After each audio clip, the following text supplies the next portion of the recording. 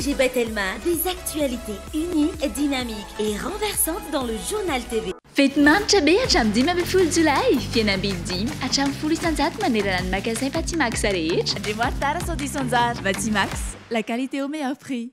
Vous présente Ny Vavao.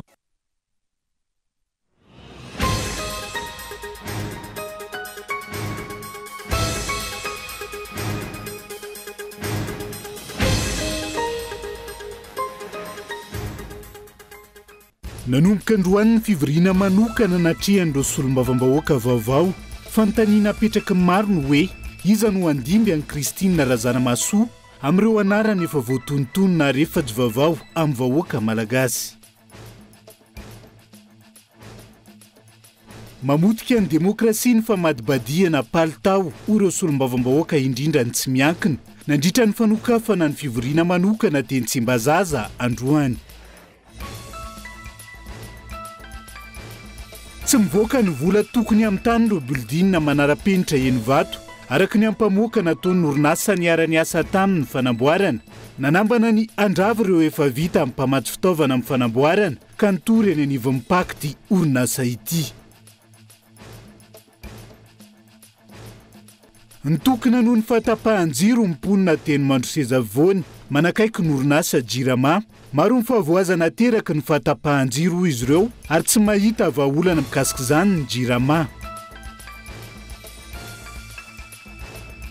Anivelany hanomboka rahampitso ny fihaonana tampony OTAN isan'ny hodinihana manokana mandritra izany mahakasika ny Ukraine izay mbola anaty fahasahiranana manoloana ny fanafihana tsy misy fiatoana ataon'ny Rosia amin'izao fotoana izao. Ny antsy prian'izay.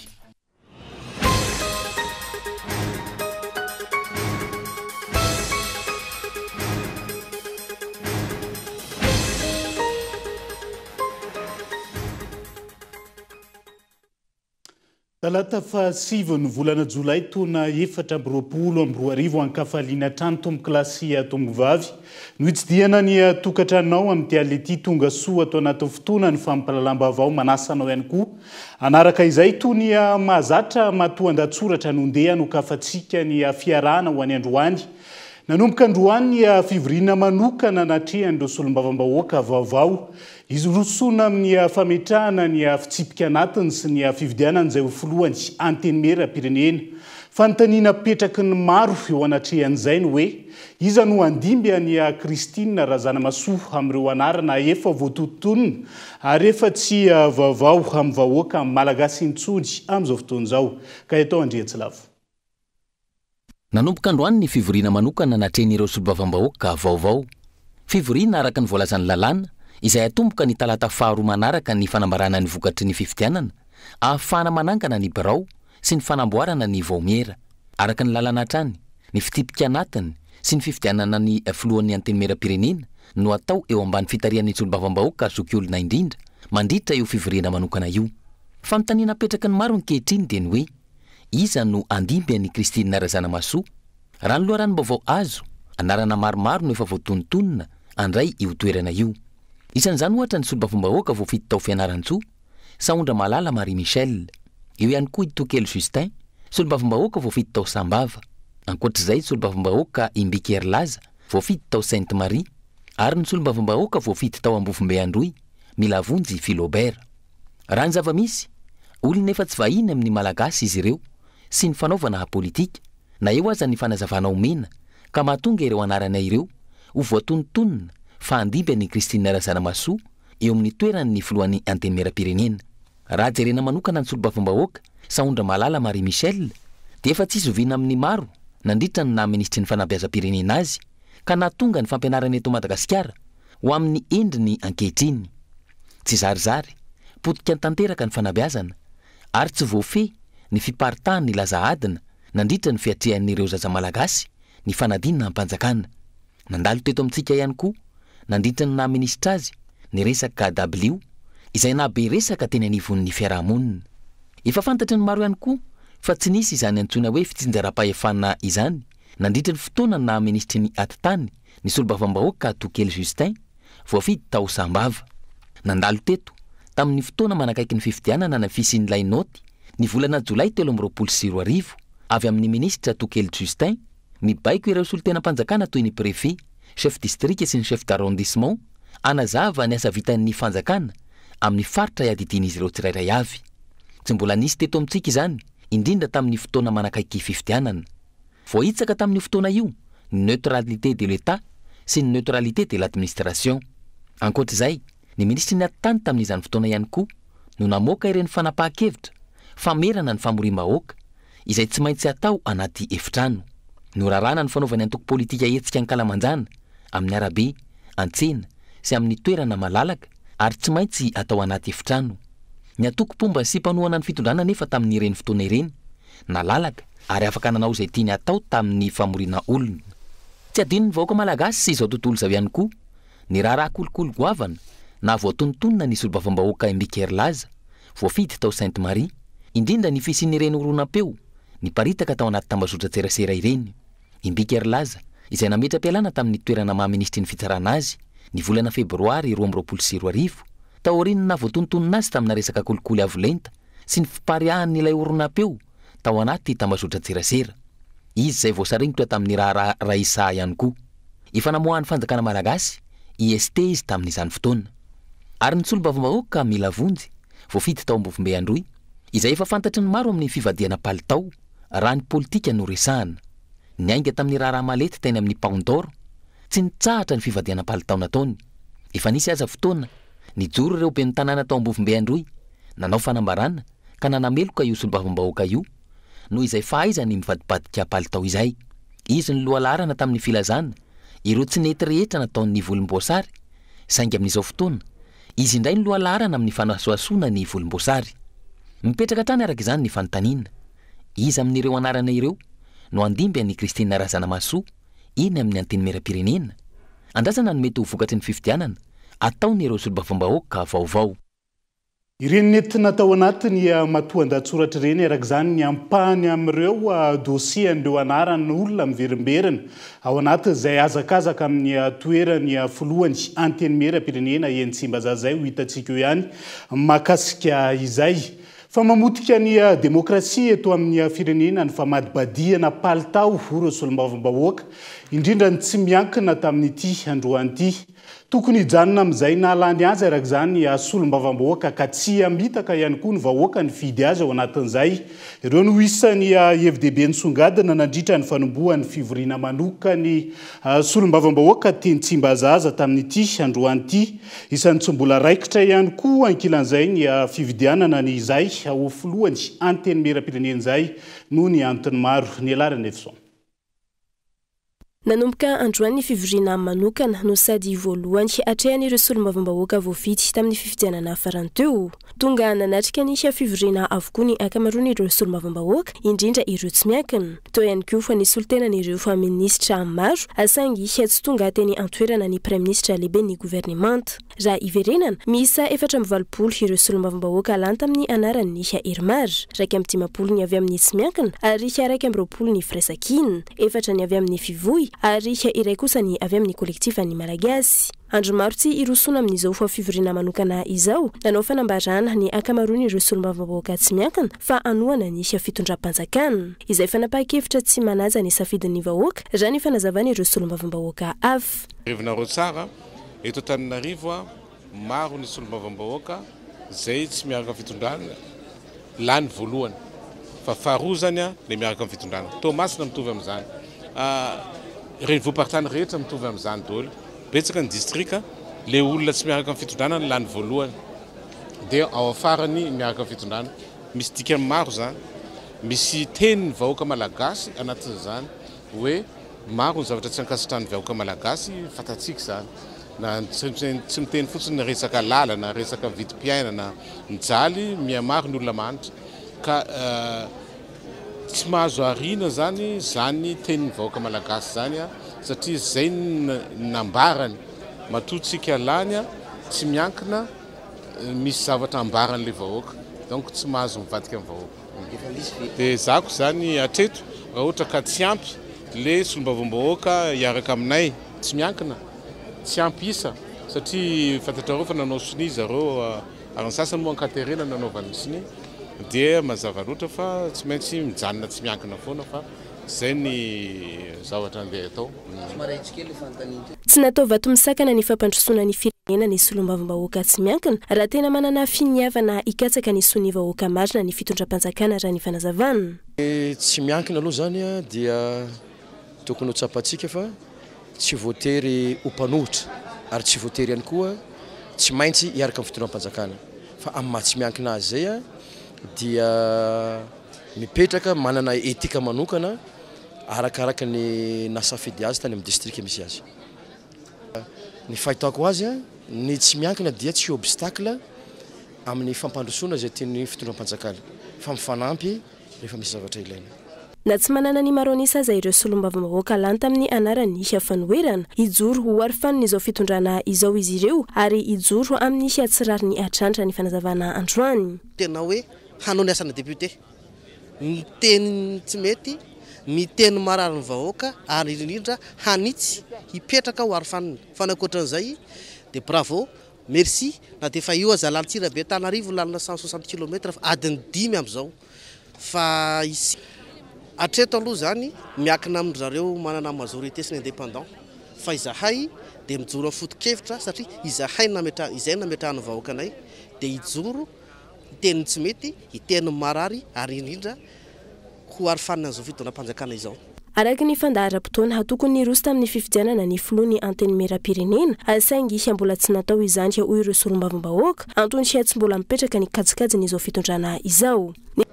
Tokony ho nataonay androany dia tapitra regny kabary regny dia miroso avy hatrany amin'ny fifidianana zay tokony ho filohan'ny anteny meram-pirenena fa raha ny renseignement voaraiko hatramin'ny androany maraina zao dia mbola sy vonona ny fanjakana mbola sy tapaka hoe iza no apetraka ato dia zay ny antony mahatonga an'izao fitavozavozana hita ety amin'ny anteny meram-pirenena zao ka eto dia misintona ny chaîne fitondram-panjakana aoka re mba sy ho atao kitoatoa koa ny fanaovan-dalàna ety amin'ny anteny meram-pirenena fa ity fivoriana tia dia natao hametrahana ny filohan'ny anteny meram-pirenena sy ny membre ny bureau permanent ary ireo filoham-baomera isan-sokazana ka aoka angamba mba sy ho lalovina ohatran'izao ny fiainam-pirenena. Ny fanovana ny isy fitsipika anatiny ireo fa solombavam-bahoaka no ny rosoana ary ny isy fandaharana hatrany ka ny komision ad hoc no anitsy ny isy andin-dalàna ao anatin'izany araka ny isy tapaka atao anatin'ny isy fivoriana androany ka ny andrafitra ny isy komision ad hoc dia solombavam-bahoaka miisa 13 avy amin'ny isy Irmar,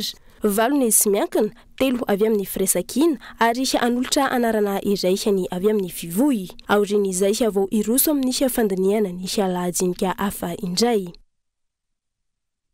Isan'ny vaovao misongadina ihany koa amin'ity alay ity tsy nahazo valiny mahafapo na enina tsy mifangatana natao amoahana ny mahavita raha Silvestre solombavam-bahoaka ny Vangaindrano hoy ny mpisolo vava azy tamin'ity androany taorian'ny fiakarana fitsarana ny maraina teo tsy maintsy tsaraina ao amin'ny cour d'appel ao amin'ny paky ny raharaha saingy mbola tsy fantatra mazava ny daty rosoana amin'izay amin'izao fotoana izao ka eto Andriatsilavo.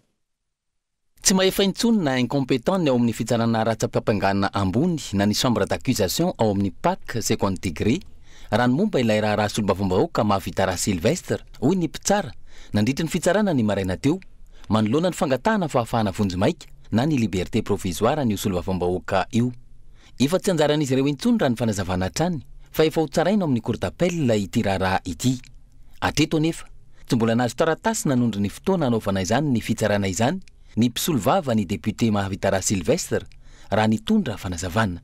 Izy moa zany mbola voatanjona amponja vonjimaika mandraky diny androany nisy ny didy tany amin'ny ambaratonga voalohany nanameloka anazy kanefa nyzany didy zany dia nanaovanay fampakarana miato aloha araka izany ny fampiarana an'izay didy tany amin'ny ambaratonga voalohan'izay nohon'izay fampiakarana natao zay mandra-pitsarana anazy indray amin'ny ambaratonga ambony araka izany dia mbola tsy misy zovihery mbola tsy misy fanameloana amina didy raikitra zany mahakasika ny député mahavita raha Silvestre mbola misitraka feno izy ny zo ara civil sy ara politika izay a manome anazy ny fahefana sy ny satama parlementaire zany hoe ny député lany tao Vangaindrano.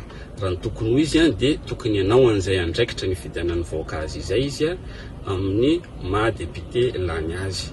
Ny fahalaniny moa tsy adikevitra intsony satria ny fitsarana avy momba ny lalam-panorenana mihitsy no namoaka ny didy nanambara amin'ny fomba ofisialy fa lany izy a amin'ny anaran'ny distrikany Vangaindrano. Fehiny tsy nahazo valina afapo na enina tsy nandritra ny fitsarana nataony ny maraina teo.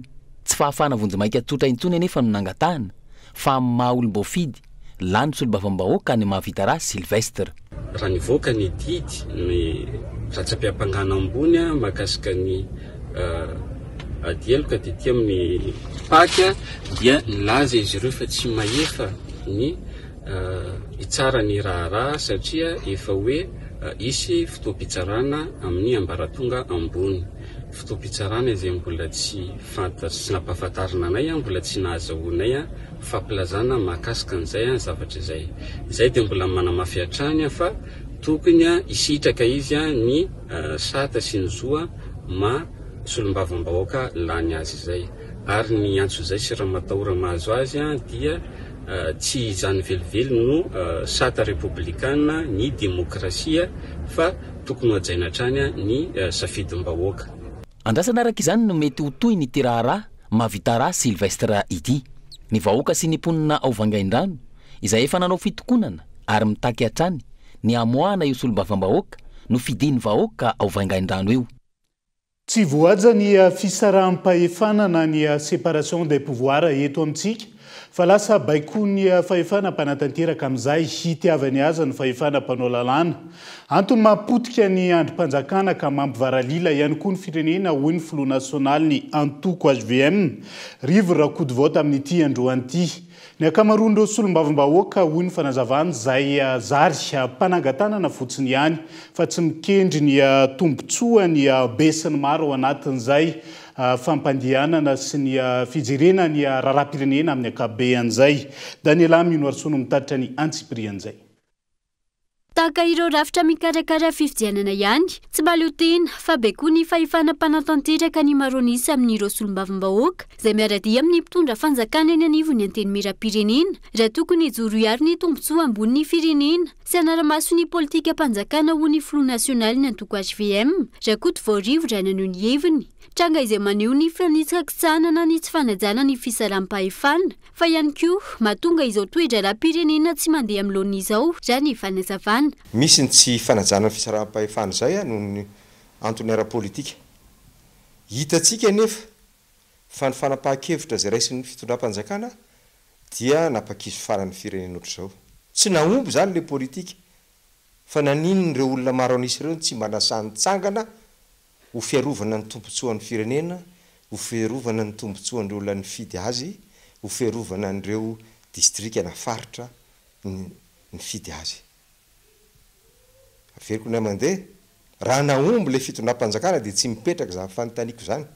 Fa ny politika napetraka ny fitondram-panjakana no napotika ny lalana, napotika ny jirama, napababotrosatsika. Satria ny firenentsika lasa bokatrosa nefa memahantra. Fanontaniana lehibe zany fa naninona ny lalana teto amin'ny firenentsika mipotika. Mba ninona atao anatin'ny budget tsy hitan'ireo député maro anisy ireo ve zany fa tsy mety any tongilana ny fomba fampandrosoana ny fireneny ity. Mivangongo any amina zavatra tsy mahomby ny politika petraka amin'ny fitondram-panjakana ka mampibabotrosa ny firenena nefa memahantra ny faritra, memahantra ny malagasy tsisy asa mifona eto amin'ny firenena. Mba hitan'le député izay manana andraikitra lehibe anara-maso ny politika mpanjakana. Raha ny zava-misy tsy mahavita ny asa anaraka ny tokony ho izy ny akamaroany ireo solombavambahoaka hito amintsika fa lasa mpanangatanana fotsiny raha ny fanehoan-kevitra trany. Ny omaly tsy miova araka izany no iseho eny anivo ny anteny miram-pirenena ary tsy hisy ny fanaraha-maso ny asan'ny governemanta araka ny tokony ho izy. Ny tsy fisy ny fanaraha-maso ny asan'ny governemanta izay mahatonga ny mpitondra fanjakana nozetiny ka mahatonga ny firenena malagasy ho gisitra lava tahaka izao na dia lazaina ombenimbeny fa Madagasikara tsy maintsy mandroso. Mampanany iseho atao anatin'ny enim-bolana ho avy manoloana ny ho fiakarany viditsolika hitarika ny fiakarany vidim-piainana ho ny mpanao politika sy mpahay toe-karena androany. Tsy nametraka politika raha toe-karena ampiakarana ny fahefa-mividiny malagasy ny ampitondra ka ho mafy ho anisan'ny tokantrano ny vidim-piainana eo anatrehan'izay. Eo ihany koa mahakasika ireo orinasa madinika salantsalany efa sahirana noho ny tsy fisiany tohana samihafa amin'izao fotoan'izao ka izao indray mafy ny olana sedrainy eo anatrehan'izay mety ho fiakarany vidy tsolika izay. Honina saina. Iakatra ohatrinona ny viditsolika, io no fanontaniana an-tsainy maro ankehitriny taorian'ny fanaiky antsika ny fepetranapetraky ny Fonds monétaire international ahafana misitraka ny facilité élargie de crédit mitetina $7.3 tapitrisa. Fiakaran'ny viditsolika izay midika fiakaran'ny vidim-piainana fa ihany koa fahantrana lalina noho ny fahefa-mividin'ny malagasy tsy mifanaraka amin'ny fidangan'ny vidim-piainana. Nahazo vola zao tsika farany teo tamin'ny FEC, tamin'ny FMI, fa ny tena olana eto Madagasikara tsika terena noho an'ilay vérité de prix ilay tetikasa izay ampiasaintsika an'ilay vola azontsika any nefa tsy mandeha amin'izay fampiakara tetikasa ampiakarantsika an'ilay fahefa-mividintsika amin'ny ankapobeny tsy ahoentsika mironana asa. Isy fiakarana zao ato ny vidin'ny solika $100 moa araky ny hoe tarehimarika farany. Nefa azadiny fa raha tena zay vérité de prix zay raha resaka solika zay tena mbola isy fiakarany io resaka solika io. Ny olana dia ilay tsy fisian'ilay tetikasa mazava hoentina ampivoarana ilay toe-karena hoe inona marina zany ilay pilier économique à Madagasikara fa misavorivory eo tsika amina resaka tetikasa maro samihafa. Moa ve tena lara-pahamiaina zao ny anaovantsika ny autoroute amin'izao fotoan'izao. Raha olona mividy hena ray kilao teo aloha zao teneniko anao fa na fifany ary amin'izao efa sahirana mividy anazy ary fampiakarana an'io fahefa-mividy io nefa dia tsy misy afa-tsy ny famoronana asa famoronana ihany koa tetikasa fanosehana an'ireo siam-piariana sy ireo siam-pamokarana zay tena tokony masomo Madagasikara amin'izao fotoan'izao. Hidangana ny vidim-piainana etsekilany tsy misy fampandrosoana azo antenaina taorian'ny fampihenana ny teti-bolam-panjakana nasy-panitsiana farany teo. Fampandehana andrarasy izy ataon'ny mpitondra eto Madagasikara. Mandefitra ny malagasy fa ny fanefana ny volan'ireo orinasa vahiny manampotra ny teleferika sy ny autoroute no tsy maintsy irosona. Fiakaran'ny viditsolika amono antoka mpandraharaha maro ihany koa noho izany tsy voadinika hatrany am-piandohana. Ohatra amin'izany ireo mpisehatra eo amin'ny fizahantany. Ny ataontsika voyage réalisé n'androany zany dia efa voyage ny ankamaroany efa lafo tamin'ny heritaona, zany hoe vidin'entana tamin'ny heritaona zany eo anatin'le cotation. Itsika androany ny mpandraharaha tsy afaka hiteny hoe androany tonga le vahiny ka niakatra ny solika dia hiteny tsy maintsy mitombo le vidi le voyage le olo satria niakatra le carburant dia miakatra daholo ny vidin'entana rehetrarehetra. Tsy azon'ny mpandraharaha atao mihitsy zany satria izay mifanarahana tompo dia izay ny fanarahana. Dikan'izay zany le tombom-barotra kely le mpandraharaha zany mety ho voakitika. Mila jereva amin'ny fanjakana akaiky ny fomba tokony hanampiana ireo le mpandraharaha madinika salatsalany eto Madagasikara satria ireo no eto Madagasikara fa tsy le any ivelany zany mba ahafahana miatrika anatin'ny fiovaovan'ny ataontsika hoe prix zany. Ka io fiakaran'ny solika io nisy fiatraikany ngezabe io amin'ny fiainan'ny fandraharaha ara-toe-karena ary indrindrandrindra ara-pizahantany eto amintsika.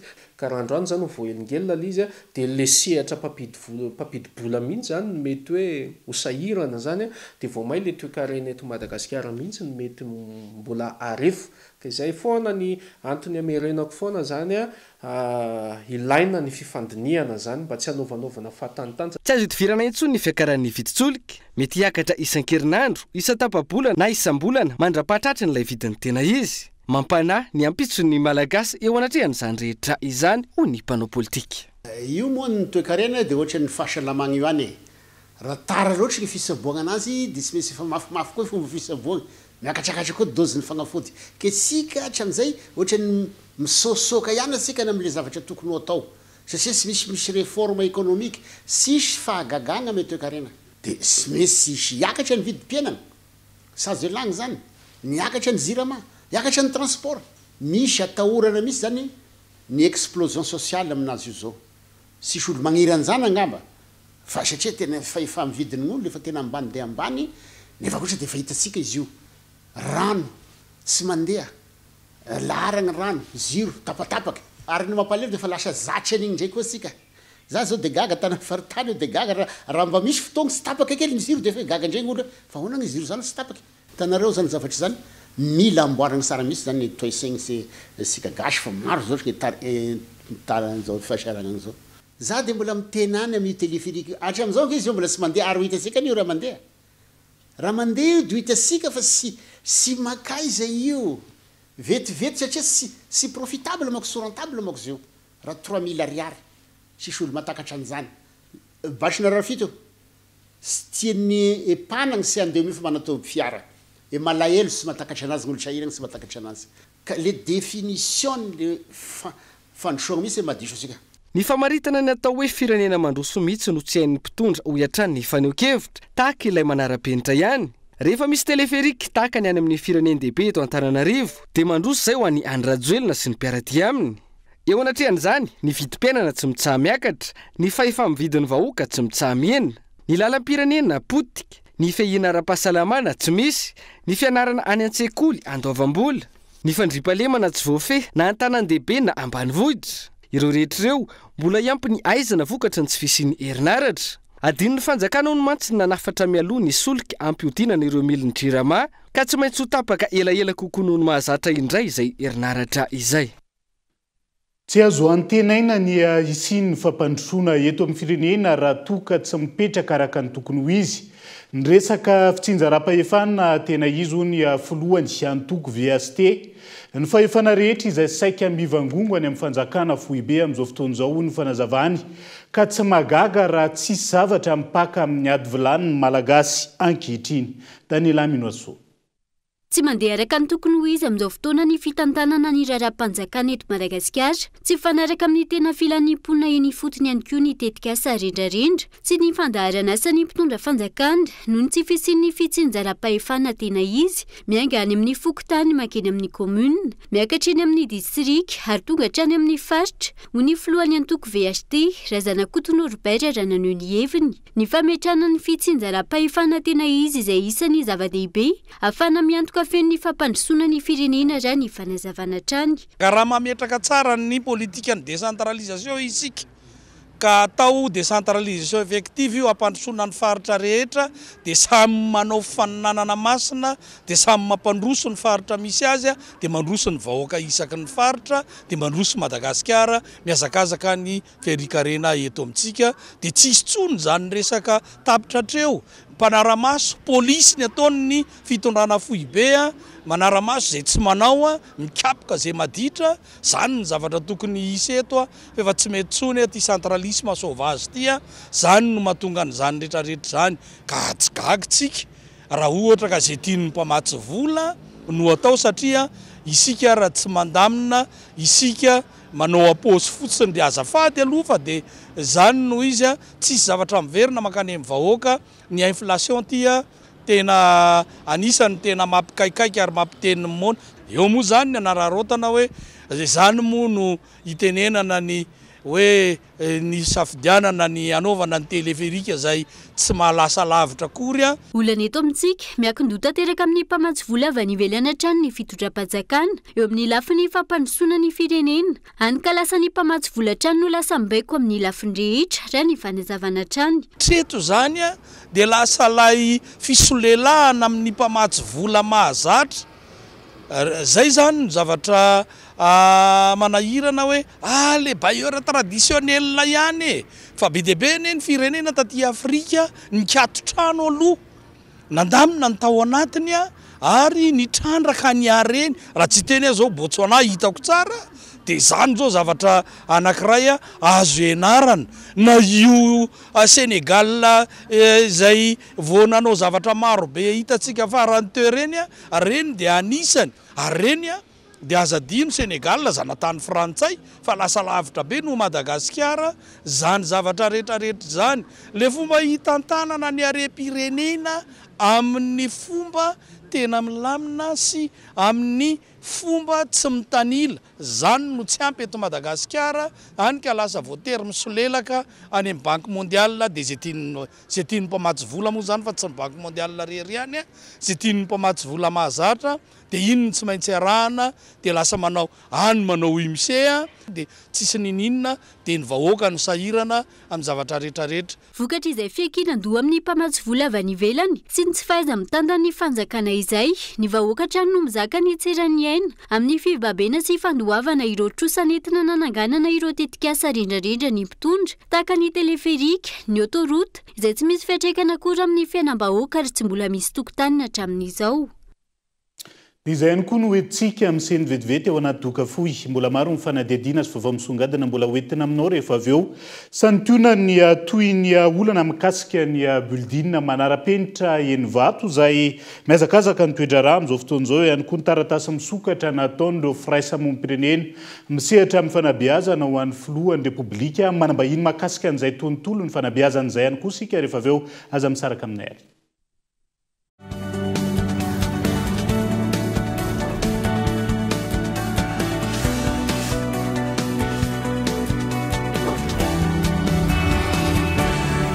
Et ça continue! C'est encore gratuit! Toujours gratuit! Tu parles toujours de... L'installation de la fibre! Et oui, ça reste gratuit! La promo continue jusqu'au 31 juillet 2024. Profitez-en! C'est le moment de prendre la fibre Go, la fibre Family, la fibre Home, la fibre Home Plus! Ras de ses collègues de Telma se feront un plaisir de vous installer la fibre gratuitement. L'abonnement est à partir de 99 000 RTTC par mois. Mais l'installation, c'est gratuit!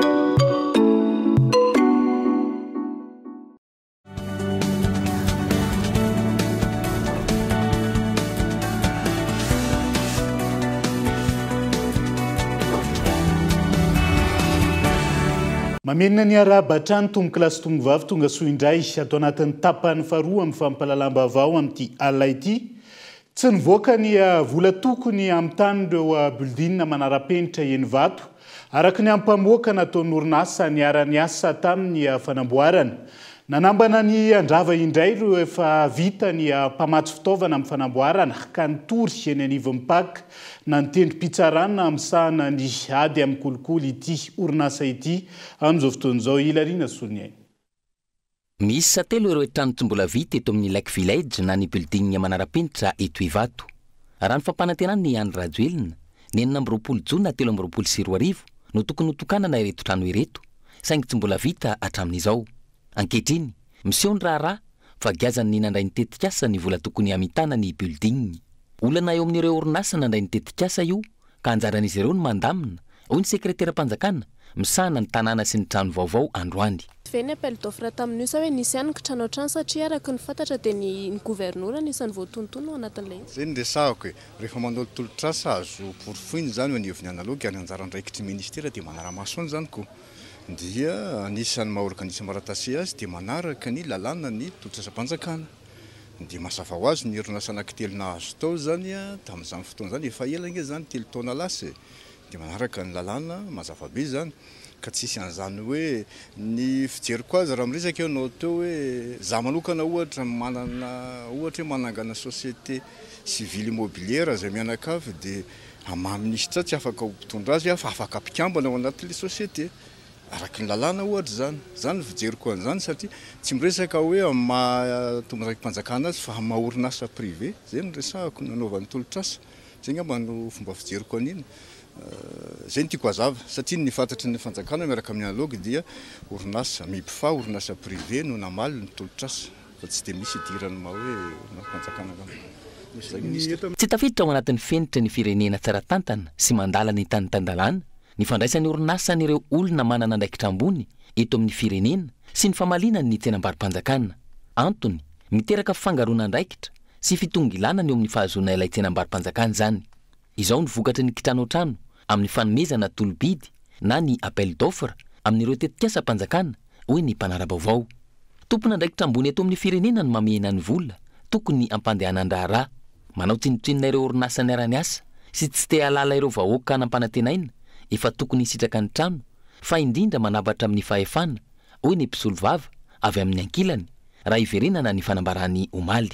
Jaivina tafapetraka ao maly teny anivon'ny fitsarana miady amin'ny kolokolona ny pak ny fitoriana ireo orinasa tokony hisitraka io vola kiazana tompona ndraiky mpanjakana io.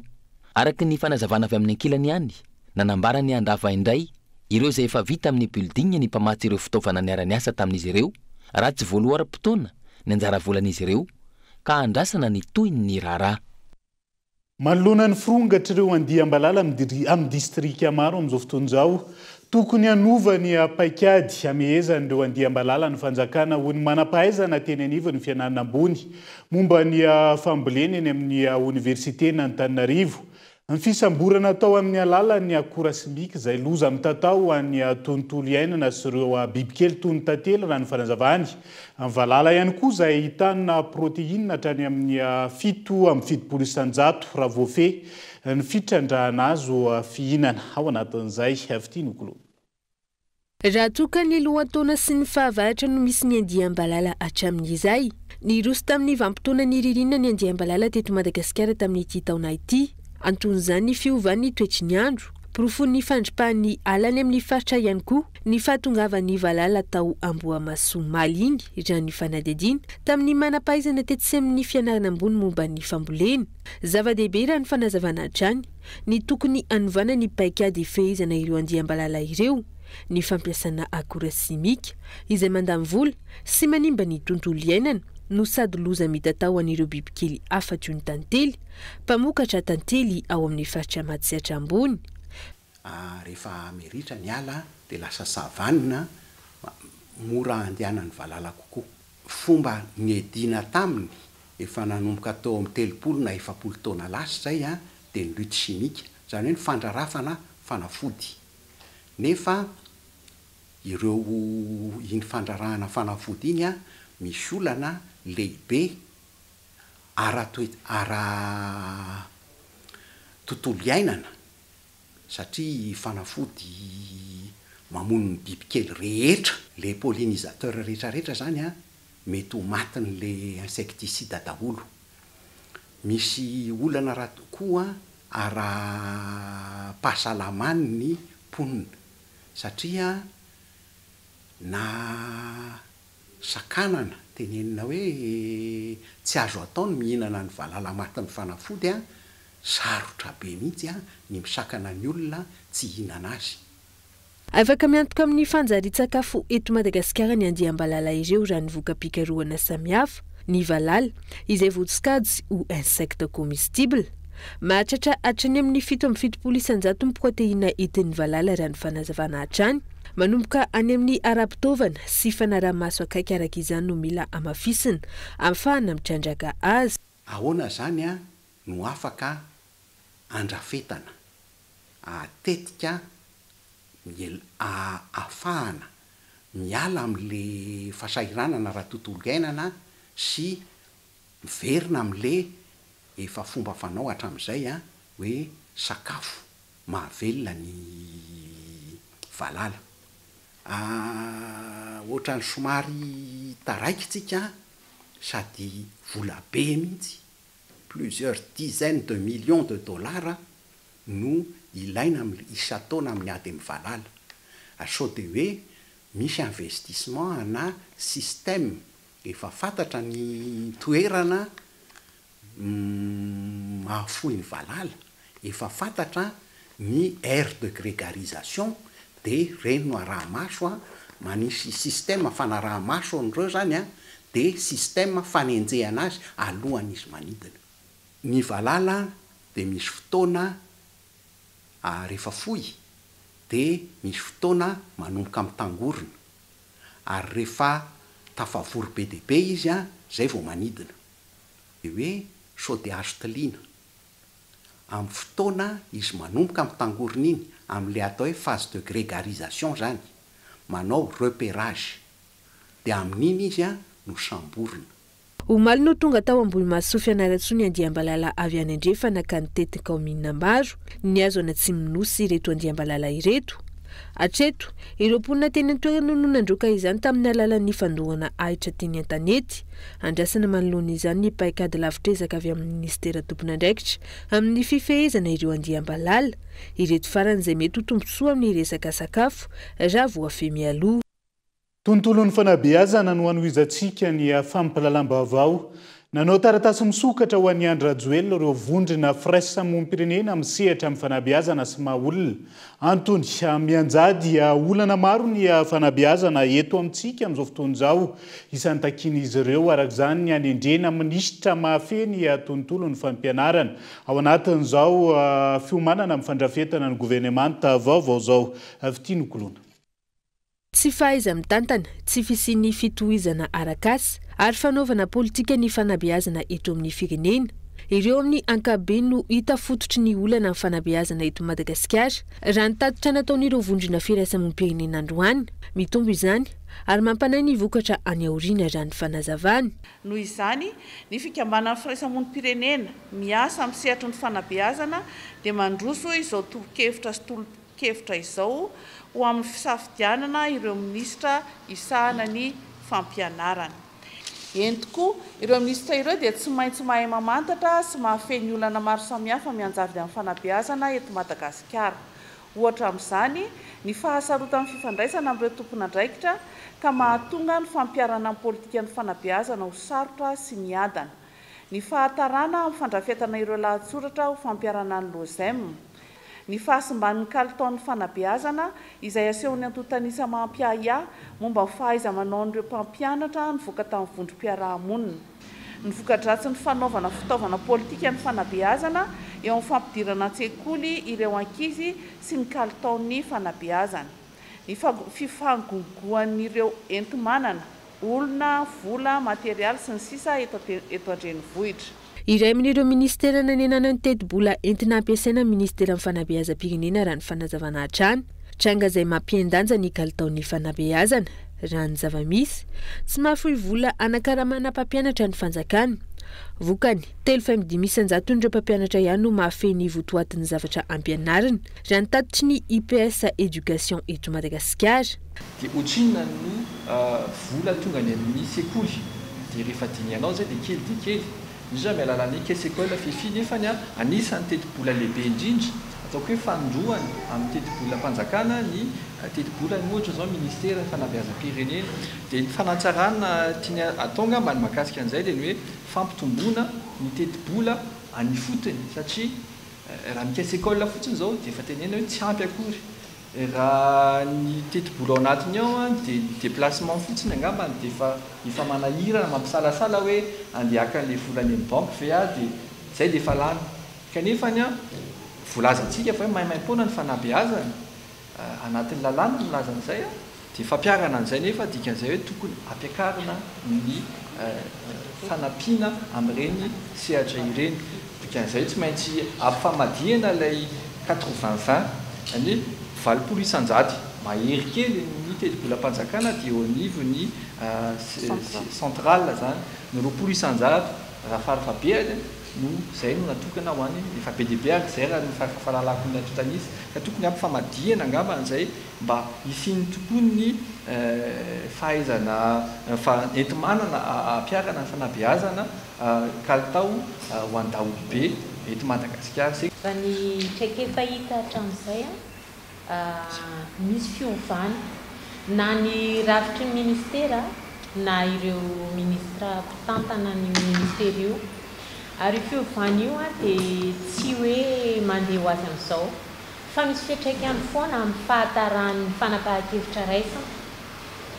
Zavatra hita sapa rehefa misy fiovana dia mametraka eo amin'ny enim-bolana na 5 volana eo le olona vaovao miditra vao mahavita mandray ny fanohizana ny asa teo aloha ary eo ny fanovana amin'ny fanapahan-kevitra ny raisina izay efa hita fa mizotra ho any amin'ny hoe fahatanterahany programa natao azy dia noho ny finiavana te hametraka dia tanana ihany koa rehefa mandray an'io andraikitra io dia tsy mampanina mihitsy ny mametraka ambany zavatra le fitohizan'ny raharaha fa ny manova foana na dia ho amin'ny fahasimbany zavatra efa natsangana teo aloha ary.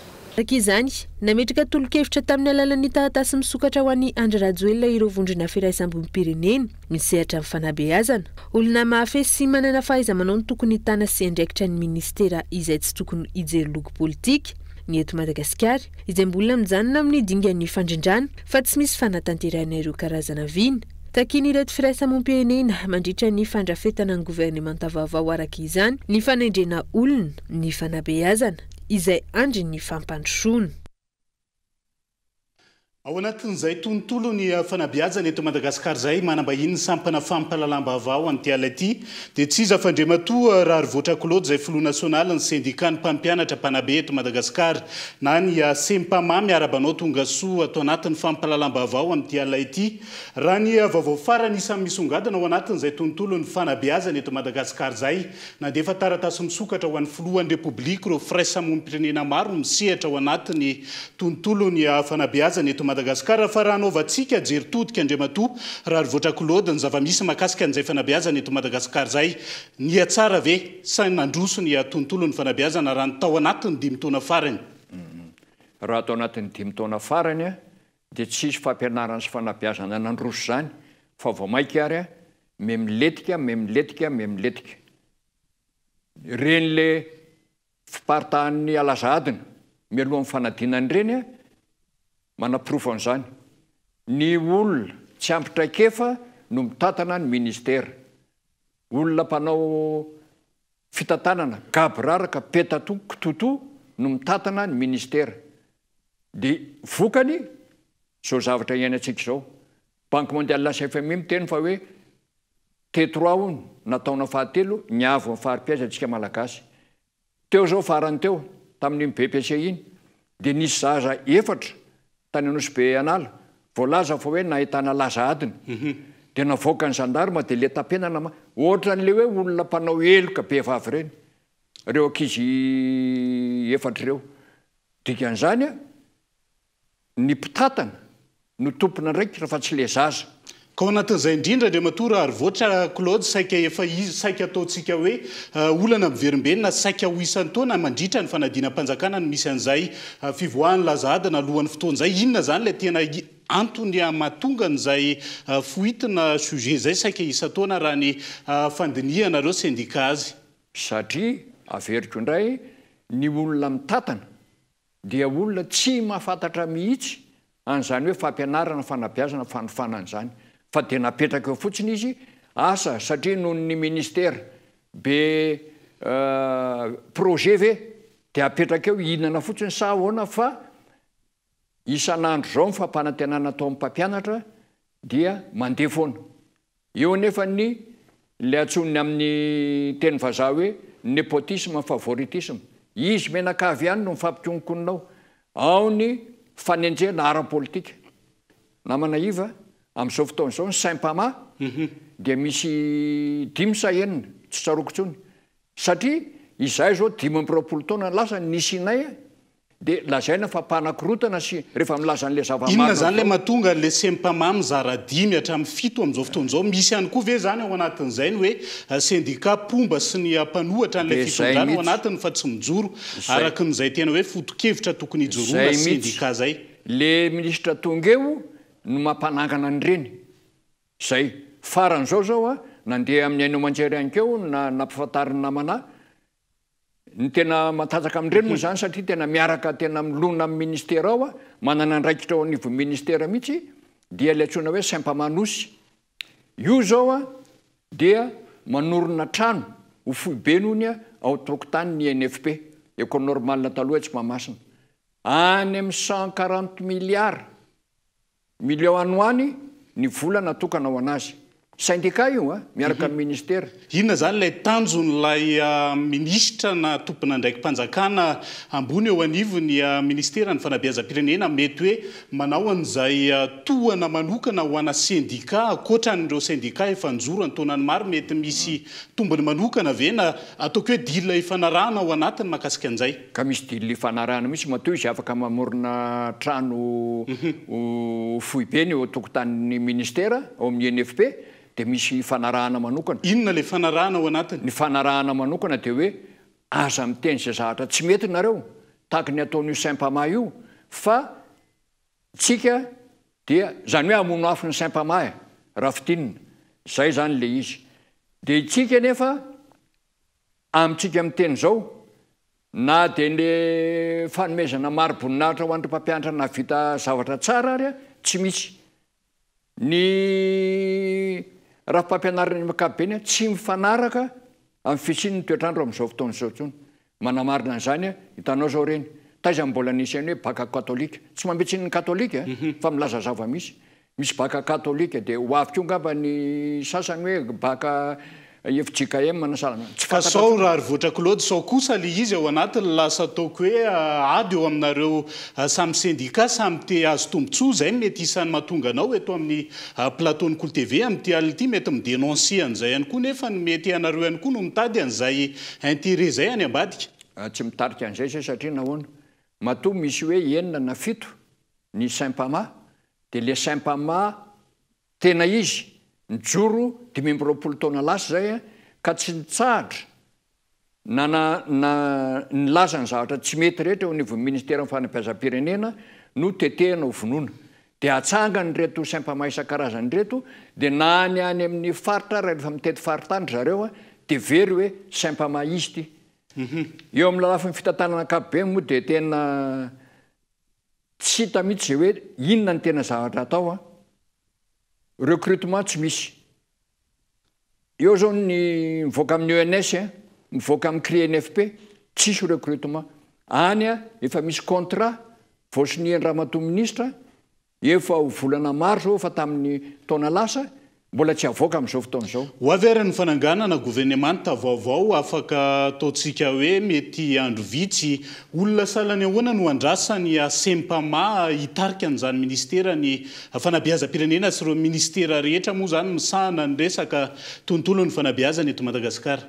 Zay moa zao eto anatin'ny fiankabeben'ny fanabeazana ireo syndicat maro efa miaraka aminareo dia namoaka n'le resaka iny manao an'le hoe quand la tyrannie devient loi, la rébellion devient devoir.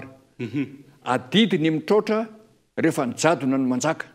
Dia hitrotra zay tsy anaiky intsony fa nanapa-kevitra zay hoe sao dia tsika raha miala andraikitra fandeha ho raisitsika mihitsy aloha ny fitantanana ny tokantranontsika.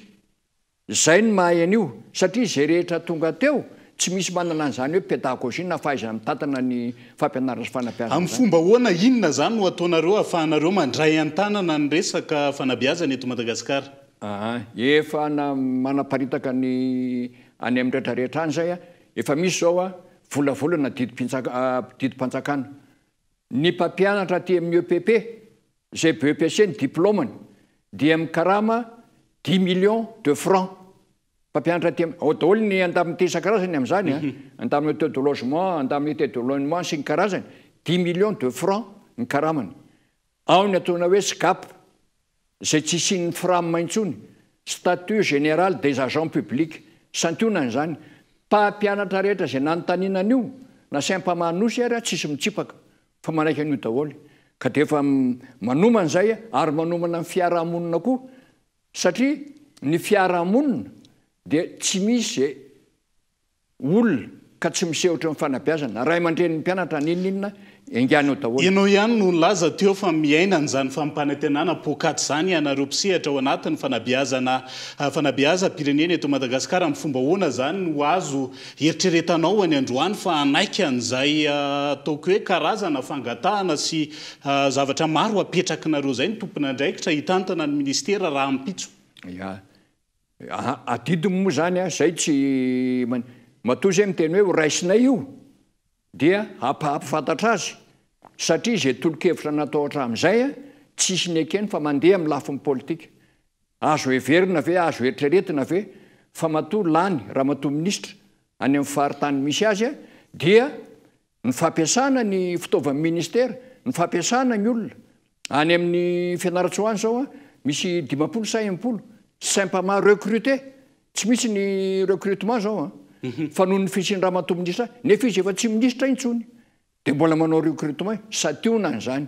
Dia hoy izay hoe alora isitsika ny fitantanana tokantranontsika satria izay nge vosypotaka mato tetorany avony fampitompona ndraikitra mihitsy ary tsy miala ndraikitra noho izay no natokany zany de noho izany de zao tsy anaiko tsony zay maro anisandrindra raha piasa eto Madagasikara ka tsy anaiko tsony zay no vato lampy lehibe sy mandondona ka tengenamporona fotsiny intsony satria nanaiky hatramin'izay zao ny firenetsika atray zary ny fetran'izay mety ataoko hoe ady ataonareo mba tsy avato lampo ataoko hoe mialatsiny am'le fomba fiteny angerezam-borona fotsiny araka ny fomba fiteny mahazatra moa zany ao anatin'izay atraiza zany lay ataoko hoe fitakina sy lay ady ho ataon'ny syndicat manomboka androany de ho hitanareo izy ho hitatsika izy fa na ny firaisamon'ny pirenena ary araka volazany teo de efa nantefa taratasy na ny ray aman-dren'ny mpianatra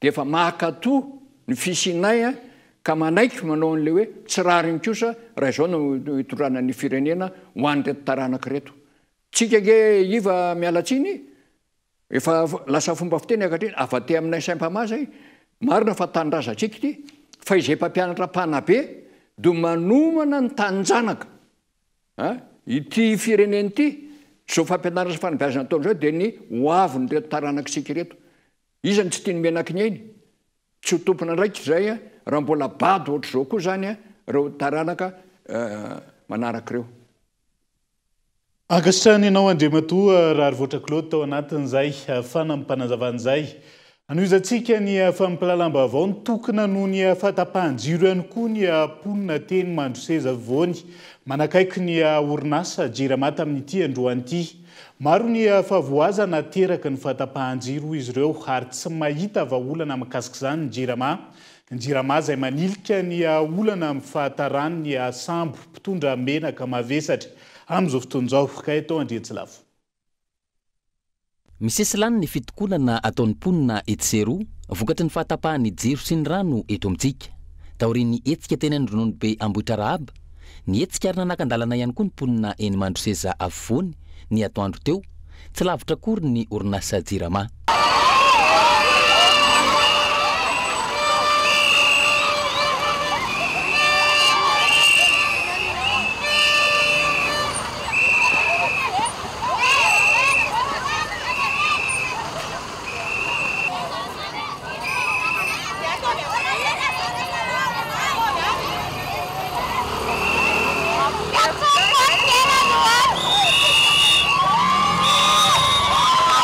Maro loatra ny fahavoazana hoe ireto ponina sady mpanjifa ny Jirama ireto vokatry ny fahatapahan-jiro tsy misy asa mandeha izay midika ihany koa ho tsy misy vola miditra. Nanomboka tamin'ny 3 ora maly tamin'ny 3 ora jusqu'à hatramin'izao ary tsy voaindray mandeha fa tamin'ny herinandro koa dia nisy ohatr'izao koa nefa eto ampoditry ny Jirama ary mampalahelo le vola alohanay tsy mba mihena fa vao mainka ame mitombo tsy arakaraka le vola aloha zany le tianady azao izay mampalahelo anay vahoaka zay mpanjaitra ny asanay nefa izao tsy hay ny vola ampidirinay izao mety anohanana sisy fatiantoka ray lafaka dia zay mampatsotra an'ireo vahoaka reo fa raha vao mirehitra ny jiralina dia maty ny tezonko tandray io dia zay zavatra ny angatanay hoe avy alena minalina tsara le zavatra mitezonko talavy eo zay zany nangatanay vahoaka raha tsaisa tsy aly eo. Tsy ny eto Antananarivo renivohitra ihany mitaraina noho ny fahatapahan-jiro avokoa ny faritra rehetra amin'izao fotoana ireo toerana nametrahana ireny parc solaire ireny aza tsy afabelona amin'ny fahatapahan-jiro ihany koa no ireny fotodrafitrasana joro sy natao amahaolana ireny mbola misedra olana ihany koa ka tsy mandeha nazara raha mamokatra tany am-piandohana voalaza fa nitomboisany mpanjifa ny Jirama ka tsy maharaka ny famokarana herinaratra niteraka fahatapahan-jiro zany taorian'izay voalaza fa efa antitra avokoa ireo fotodrafitrasa ka io no niteraka ny fahatapahan-jiro dia mbola nitoy ary voalaza taty aoriana fa olana ara-pitantanana ary no afarana hatramin'ny Tale Jeneraly vahiny hitantana ny orinasa ankehitriny mbola mijanona ny olana mitoy ny fahatapahan-jiro ary any amin'ny fahatarany sambo mpitondra menaka mavesatra ampiodina ireo centrale termika manerana ny nosy indray no hitondran'ny Jirama ny fanazavana any anaty tambazotra ny tserasera tsy misy fanazavana mivantana avy amin'ny tompona andraikitra ary tsy misy fialantsiny amin'ny mpanjifa izay mandoha vola amin'ny tolotra zara fa mandeha ny olana ve araka izany no goavana ka tsy ho voavava elively sa ny fahaizana mitantana no tsy misy. La fomba vao afa ho tanterana ny sabotsy ho avy zao ny hoan'ny gol andiany voalohany iarahana amin'ny kolokitra sy ny commune Antananarivo renivohitra ary ny skotisme etsika ara-panatanjahantena mikendry ny fikajiana ny tontolo iainana sy ny fanomezana lanja ny fanabeazana ara-tontolo iainana eto Madagasikara. Gaëtan Andriatsilafo. Ny sabotsy fahatelo amby folo ny volana jolay ho avy izao no ho tanterahany eny amin'ny kianja Alarobia ny etsika ho an'ny gol andiany voalohany iarahana amin'ny commune Antananarivo renivohitra sy ireo mpiara-miombonantoka ary indrindra ny kolokitra. Ny kolokitra izay manana ny slogan miisa 3 lehibe. Eo zany le ado amin'ny plastika hoe azaparitaka amin'ny plastika fanamboarana kolokitra dia madio ny tanana antsika ary eo koa ny fanentanana ho amin'ny lalao hoe rehefa mavita kolokitra dia manangana ekipa satria ny malagasy dia manana an'izany ataontsika hoe sotoavana firaisankina sy fifankatiavana izany dia ny farany moa kolokitra mampiray antsika mampiray ao anatin'ny tontolo iainana mampiray ao anatin'ny fanatanjahantena ao anatin'ny fanabeazana ao anatin'ny fandriampahalemana dia izany rehetra izany dia vitantsika mandritra ny tontolo andro io zany. Mitovy ny tanjona dia ny fandraisana anjara, ny fanentanana, ny fampianarana ny olona ahay mikajy ny fanadiovana. Zava-dehibe zany hoe nisy olon-tena avy amin'ny commune Antananarivo renivohitra. Ny kolokitra izay efa niara-niasa tamin'ny commune Antananarivo renivohitra nanomboka ny taona 2024. Zany fahadiovana zany fantatrareo fa maro ny tsetsina ny canal, maro ny tsetsina ny misy dibodrano reny dia ny antony dehibe manary plastika ny anatin'ireny toerana ireny dia mahatonga an'ilay rano miakatra dia mahatonga an'ilay toerana dibodrano. Izany zavatra any anisan'ny era mientana era miasa amin'ny kolokitra satria fangalana plastika fanaovana récupération ivadika baolina amin'ny mahasport azy moa izay eto ny fitalehavan'ny fanatanjahantena ny commune dia miara-miasa hatrany amin'ireo olona izay mahita sy mahafantatra hoe ary-matsapa inona ny tokony vokatsoa ny fanatanjahantena ary inona ny azo ampiarahana fanatanjahantena ka toy izany zao fiarahana zao eo amin'ny lafiny fanajariana ny tontolo iainana dia ny fanamboarana plastika ho lasa baolina ho lalaovina naovana baolina dia izahay nefa reto ny fitalehavan'ny fanatanjahantena dia mampilalao baolina ka izay no antony iarahana miasa amin'reto mpiara-mombonantoka reto azy isaorana be dehibe. Manamafy ny etsika fanabeazana atao zao fiaraha-miasa amin'ny skotisme izao raha ny fanazavana. Ny skot izay tonga namalo ny antso ihany koa. Dikan'izany dia hoe ny skotisme eto Madagasikara izay hitana ny antily eto Madagasikara, ny fanilo eto Madagasikara ary ny kiady eto Madagasikara, kiady Madagasikara ary ny tily eto Madagasikara sy ny mpanazava eto Madagasikara dia miara-mentana foana amin'ireo olona miantso azy raha mbola momba amin'ny fanabeazana indrindra fa mikasika ny tontolo iainana. Izay ty trano fiangonantsika ity raha mikorotana ity dia miara-maty ato tsika, raha milamina ity dia miara-milamy maty tsika. Tanjon'ny skotisme zany dia hoe miara-velona sy miaina ato tsika, tsisy tokony ho farofy fa miaina ohatran'ny olombelona rehetra mivelatra miaraka amin'ny zavaboary. Ny 17 ny volana jolay tontolo andro araka izany no tanterahana eny amin'ny kianja Alarobia ny hoan'ny gol andiany voalohany. Ankoatra ny fananana isan-karazany, isy ihany koa ny stand isan-karazany eny an-toerana mandritra io etsika ho tanterahana io. Amin'ny fotoana io ohatra no ahitana ireo reny mitokantena eo anivon'ny CUA ifanandrana amin'ny staff ny CUA. Maresaka iraisan'ny pirenena vetivety anomboka rahampitso ny fionana ny tampony OTAN isan'ny hodinihana manokana mandrindra izany mahakasika ny Ukraine izay mbola anaty fahasahiranana manoloana ny fanafiana tsy misy fiatoana ataon'ny Rosia amin'izao fotoana izao. Nanao antso ny amin'izay ny filoha Ukrainiana ny amin'ny tokony hijereny ny mpiara-mombonantoka ao anatin'ny OTAN ny fiarovana nabakabaka ny Ukraine. Na izany na tsy izany tsy azo antoka ny famarina toerany ty fionana ny tampony fahadimy amin'ny fitopolo ity manoloana ny fiainany tanjaka ireo mpitarika goavana toa ny Emmanuel Macron. Io ihany koa ny fahasalaman'ny filoha Amerikana izay mahabe resaka any an-toerana amin'izao fotoana kanefa isan'ny mpikambana goavana ao anatin'izay OTAN izay. Dia izay ihany koa no entina manakatona ny fampahalalam-baovao amin'ity alina ity. Naiza misy anao isaorana ianao nanaraka ny fampahalalam-baovao hatramin'ny farany. Manam-pitafa ao amin'ny raha-pitondray ary tomboky lasy tombo vavy veloma tomboka.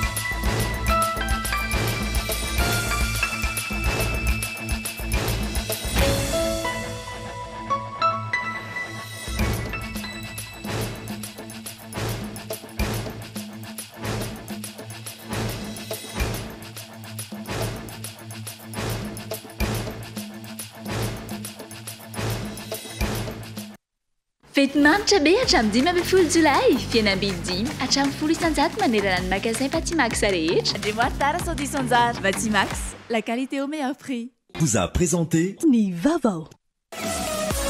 5G Batelma, des actualités uniques, dynamiques et renversantes dans le journal TV.